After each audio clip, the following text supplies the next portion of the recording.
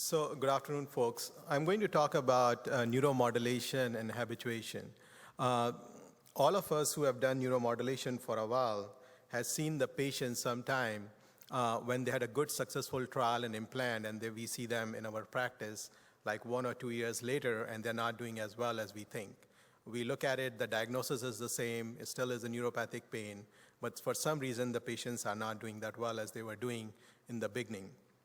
These are, so basically, what is happening in habituation? That is a decrease in efficacy due to the adaptation in the nervous system after prolonged exposure to any kind of stimuli. And if you look at the literature, there has been multiple studies talking about loss of efficacy with the neuromodulation therapy after 5 years, which varies between 13 to 65% in those patient population. So let's just go back a little bit. When we offer a neuromodulation therapy for any indication to the patient, what are we doing here? We are giving electrical stimulation at certain target, whether it is a spinal column or it is periphery. And what we are doing is by giving that electrical stimulation, we are modulating the synaptic channel, which results in the release of neurotransmitters. And these neurotransmitters are involved in the conduction of the pain pathway. Now, when we do the electrical stimulation, what happens is there are certain excitatory neurotransmitters and some are inhibitory neurotransmitters. So when we do the neuromodulations, then neurotransmitters like gabapentin, histamine, serotonin, and so forth, either there is a release or an inhibition of that. And with that modulation, we are able to help the patients who are suffering from chronic neuropathic pain. Now, there are different targets which we use for that, and there has been different waveforms and frequencies which has been published in the literature talking about causing the neuromodulation at the level of dorsal column, dorsal horns, dorsal root ganglion, and so forth for those patients. How we do it. Traditionally, when we talked about low-frequency stimulation, we talked about the stimulation at dorsal column. Then we have multiple waveforms and frequencies came in. We talked about stimulation at the dorsal horn and so forth on those patients, how it works.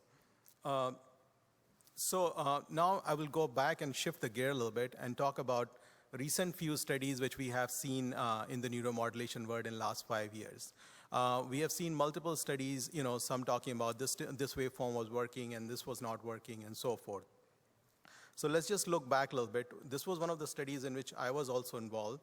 When we thought about doing this study, it was a multi-center study. What we wanted to do was that the patients who have a rechargeable battery, somehow we come up with a plan that they don't have to charge the battery every single day, and that improves their patient satisfaction. That was the intent when we thought about this study. So what we did was, we had the patients who had a successful outcome from the neuromodulation therapy and they were more than 50% better. We divided those patients into 3 categories. One, the patients who were 3 months out and they were more than 50% better. What we did was we offered them the stimulation 13% of the time. That means the stimulation is on just a pulse dosing 13% of the time. And we observed them for 2 weeks. If they reported a superior therapeutic effect, then we offered them a 3% pulse dosing or 3% of the stimulation. If the patient did not report a good outcome from 13% stimulation, then they went back to 50% and still not better than the traditional, which was 100% of the stimulation. What we found in the study was that the dominant mode which the patient liked in terms of superior therapeutic effect was 3% pulse dosing, meaning by the stimulation was just on 3% of the time. And 80% of the patients preferred instead of stimulation round the clock versus less than that or a pulse dosing mode in that study. Then there was another study. Any neuromodulation talk does not go without mentioning my good friend, Dr. Capral. So he published a study, the rescue study, in which what they did was the patients who had a conventional low-frequency stimulation and they were not doing well, they offered a high-frequency stimulation. And in that study, this was a retrospective analysis, and they found they were able to salvage up to 81% of the patients with superior therapeutic effect in that clinical study. There was another study which was published, which was talking about the patients who have lost the therapeutic effect from the neuromodulation they were offered a stimulation holiday, meaning by up to 21 days, there was no there was no stimulation therapy which was given to those patients, and they started doing better. Or they were able to recover about 40% of those patients by giving a stimulation holiday.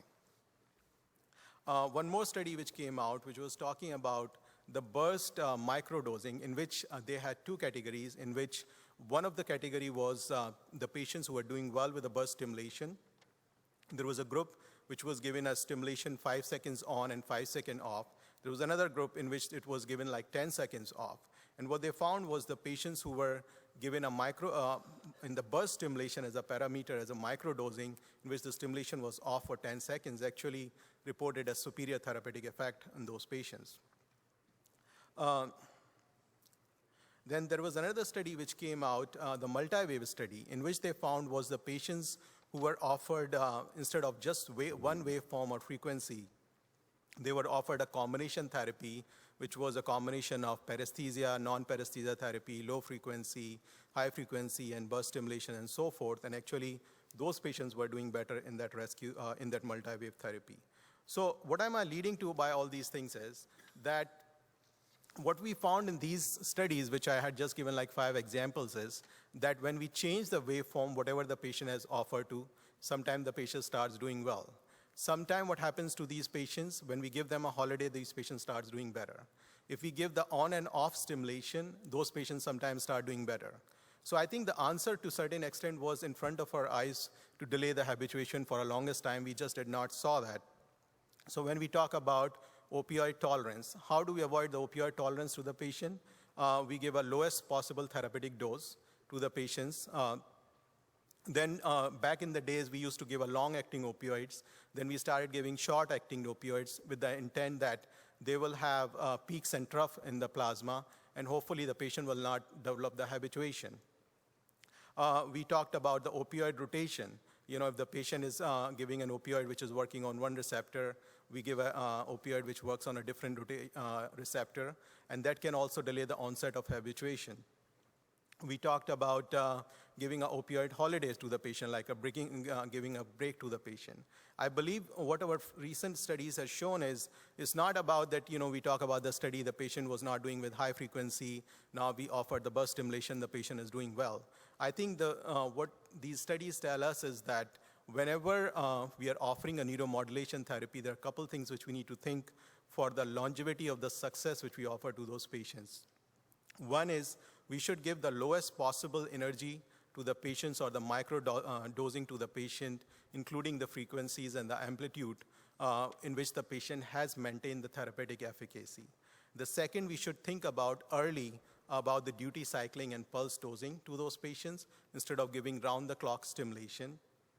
Third, incorporating the program in which the patient has all the available waveforms would be a good idea, including the DTM, the subthreshold stimulation, high frequency, low frequency. So we are not just acting on one receptors, or we are not targeting just one neurotransmitters at the synaptic junction.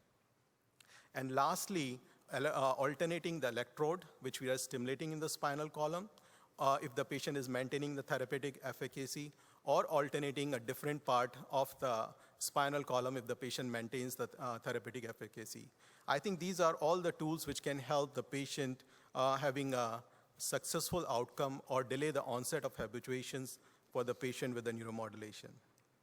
I think the time was short. With that, I'll conclude my presentation, and I'll say one thing: success is nothing but sustained effort of not giving up and learning from our mistakes. And together we will all grow the field of neuromodulation. Thank you.